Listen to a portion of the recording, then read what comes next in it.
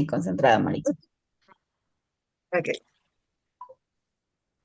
Muy buenas noches, maestra.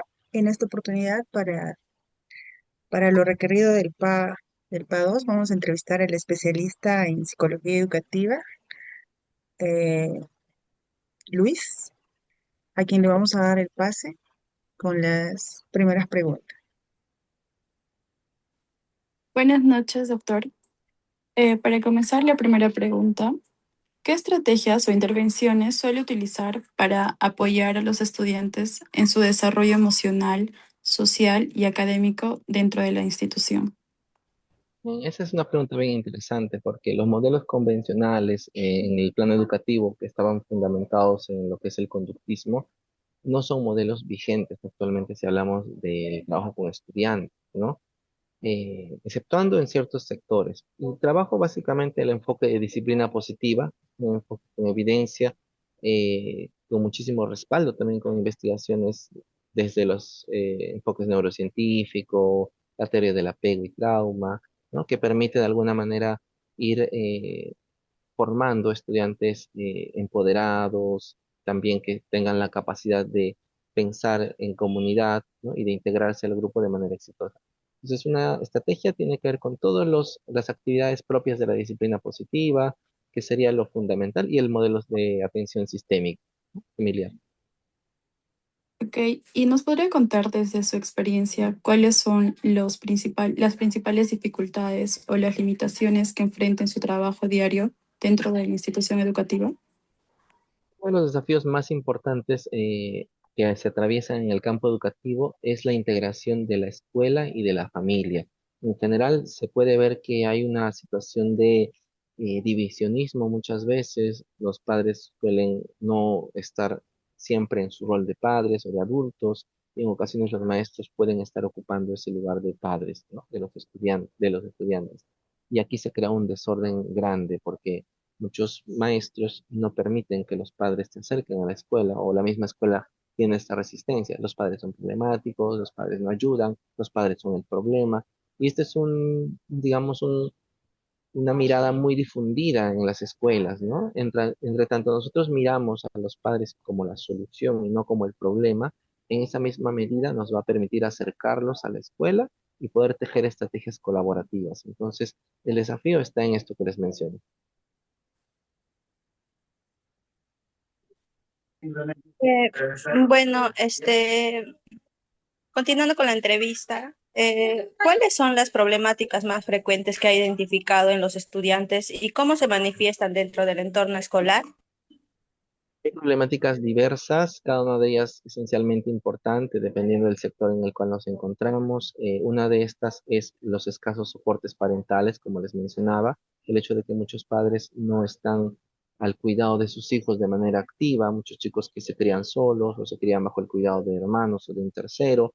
Están también los problemas psicosociales, que sobre todo se van dando en la época de la adolescencia, ¿no? Como el inicio temprano del consumo de sustancias psicoactivas como alcohol, drogas, cigarro.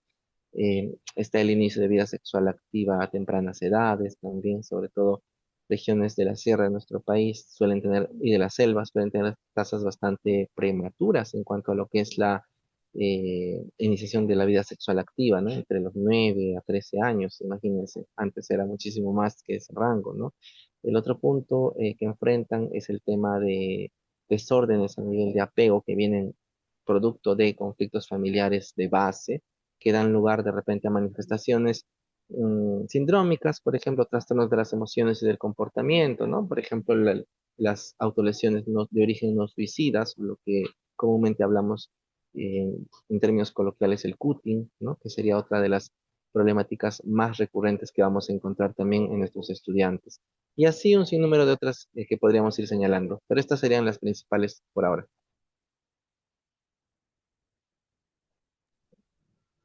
Bien, continuando, ¿cómo describiría usted la importancia del psicólogo educativo en el desarrollo integral de los estudiantes dentro de una institución educativa? eh, Veía la importancia en el sentido de que no solamente necesitamos del entusiasmo, que sí es importante, sino también de la preparación sólida y de ir nosotros reeducándonos como psicólogos en los patrones de comportamiento y aprendizaje que hemos interiorizado a partir del modelo educativo tradicional y de la crianza tradicional. Yo escucho a muchos psicólogos decir cómo utilizar el sistema de recompensa de premios y castigos, que como yo les menciono desde el enfoque de la psicología positiva y de la disciplina positiva, no es un elemento que genera empoderamiento ni autonomía. Básicamente reduce todo esto a un condicionamiento.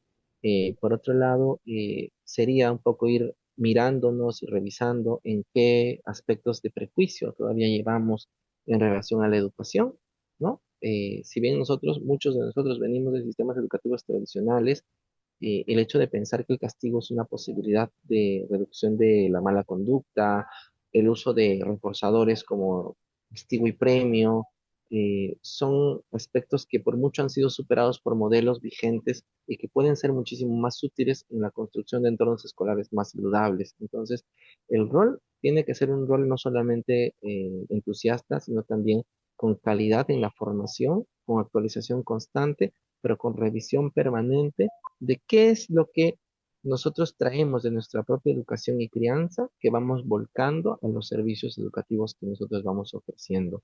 Entonces, sí que es importante su intervención del psicólogo educativo, pero tiene que tener este aspecto.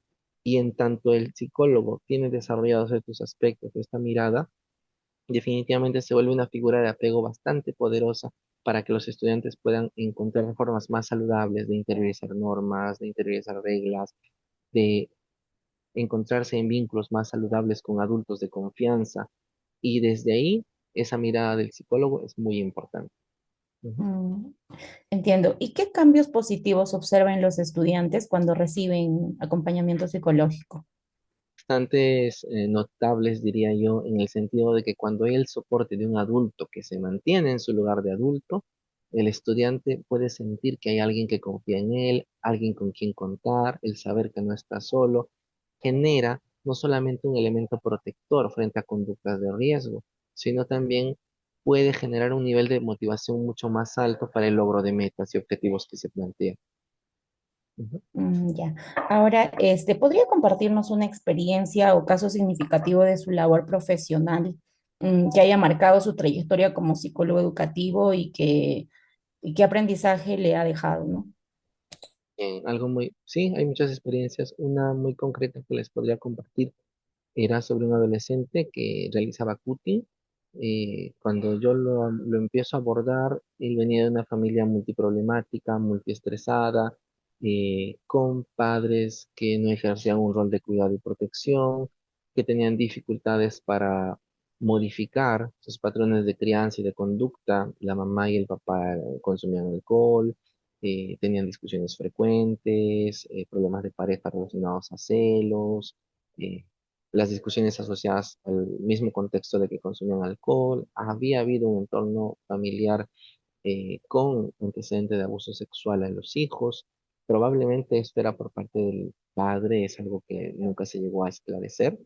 eh, y este jovencito pues tenía esta situación o esta conducta de conductas autolesivas, ¿no? Cutting.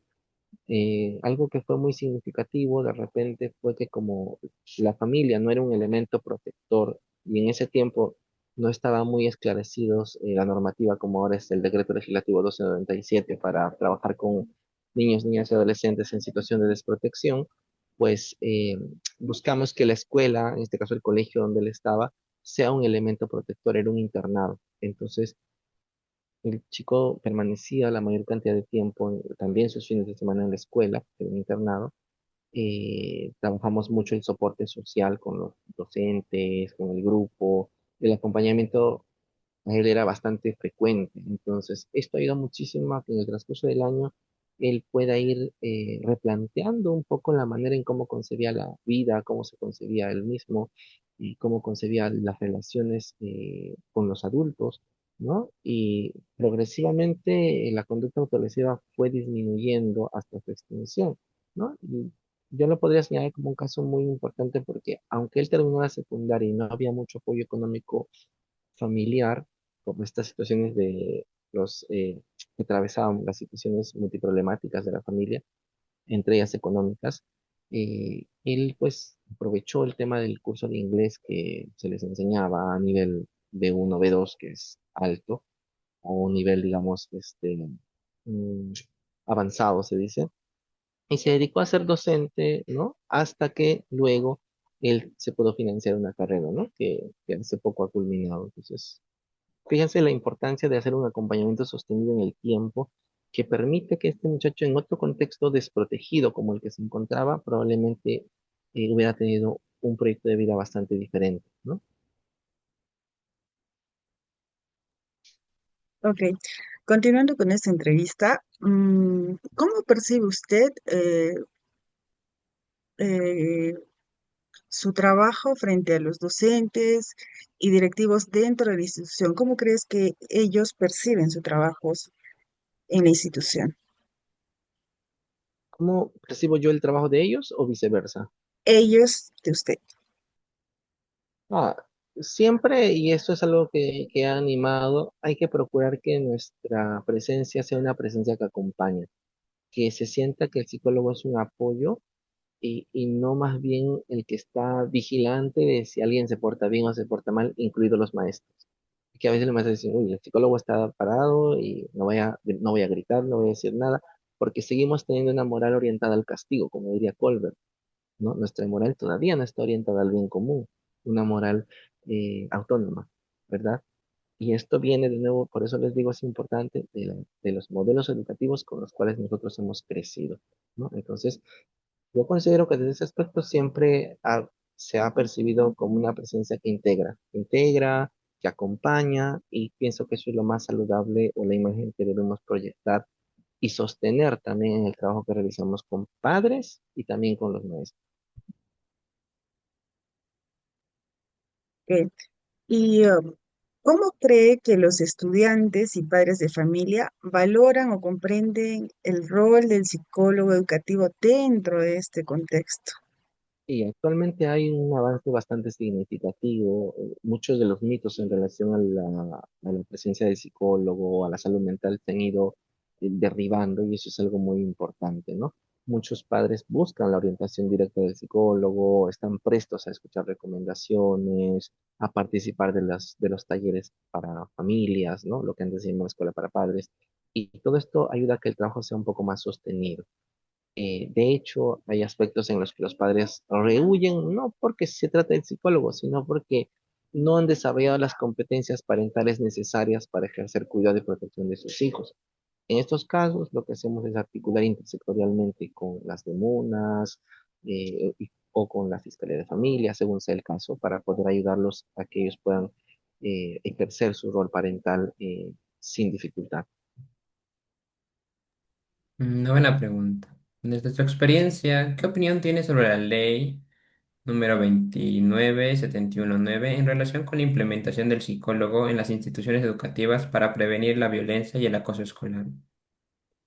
Eso es bien interesante porque yo los invito a ver un poco de dónde viene la 29719. Surge como respuesta a un caso emblemático de bullying en el Perú, que fue el caso de Clinton Maile.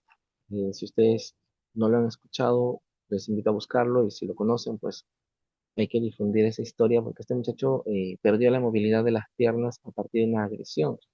Esto motivó que el Estado impulse una ley de protección frente a los casos de violencia escolar y esta ley justamente de violencia escolar, la 29719, ¿no?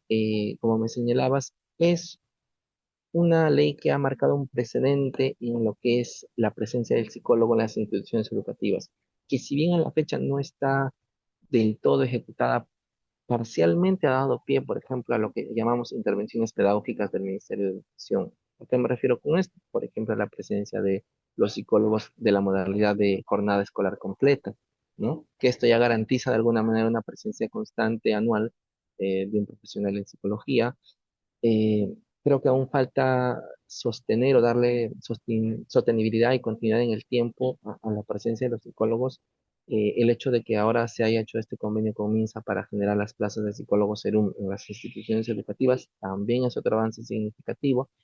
Creo que todavía persiste un poco el tema de la cobertura, que no es total, pero eso es un avance corto, pero es un avance que hay que valorar, ¿no? Como última pregunta, pero no menos importante, ¿qué cambios propondría para mejorar la aplicación de la ley número 29719 en las instituciones educativas? Eso es bien interesante. Podríamos hablar de este último punto, que es esta incorporación progresiva de psicólogos. Miren, desde 2010, más o menos que se dio esta legislación, al 2026 ha pasado muchísimo tiempo, ¿no? Entonces, quizás lo que ahí haría falta es que tiene que ver con temas presupuestales, ¿no? Creo que así como está, va bien, pero tendríamos que redireccionar en todo caso políticas estatales que prioricen la atención de salud mental en los colegios donde hay población cautiva, ¿no? Los centros de salud son importantes, pero la población que asiste ahí es población que muchas veces asiste por derivación de algún ente judicial o por voluntad propia en muy pocos casos. En los colegios la población está ahí. Quizás ese contexto puede aprovecharse como para generar mayor cantidad de plazas, según sobre todo educativas o plazas de jornada escolar completa, ¿no? Esto sería Eh, lo que podría comentarles. Muchas gracias. Bien, para concluir, compañeros especialistas, le agradecemos mucho por su tiempo y por haber podido compartir con nosotros su experiencia. La información brindada va a ser de gran ayuda para nuestra formación académica. Muchas gracias y buenas noches, compañeros y especialistas. Gracias. Gracias también.